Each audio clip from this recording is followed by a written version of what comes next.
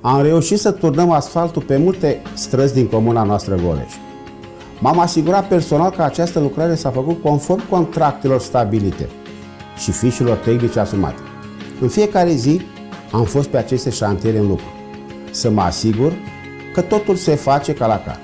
Îi rog pe Goleșteni să mă ierte pentru neplăcerea cauzată de lucrări, dar îi asigur de tot respectul meu și îi rog să mai suporte un pic pentru că vom continua aceste investiții. Alături de primar, am reușit să punem în practică dorința goleștenilor. Am asfaltat străzile Pioneri, Ceahlău, Matei Basarab și Gârlei. Împreună cu primarul facem o echipă bună, am urmărit îndeaproape planurile de executare a lucrărilor de asfaltare. Suntem în termen cu toate. Știu că toți ar dori ca acest deranj să se termine cât mai repede și noi. Vă spun sincer, dar vreau ca lucrarea să iasă bine, sper ca intemperiile iernii să nu ne strice munca.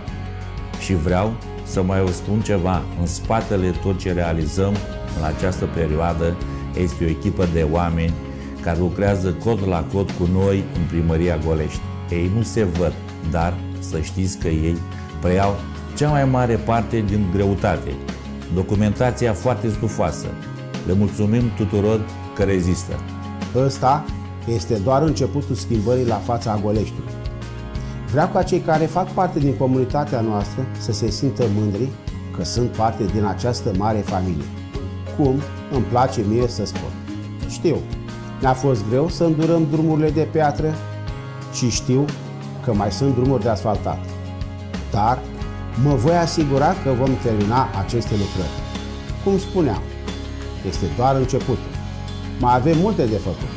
Haideți să ne bucurăm un pic și de ce a realizat până acum. Copiii sunt primii care o fac.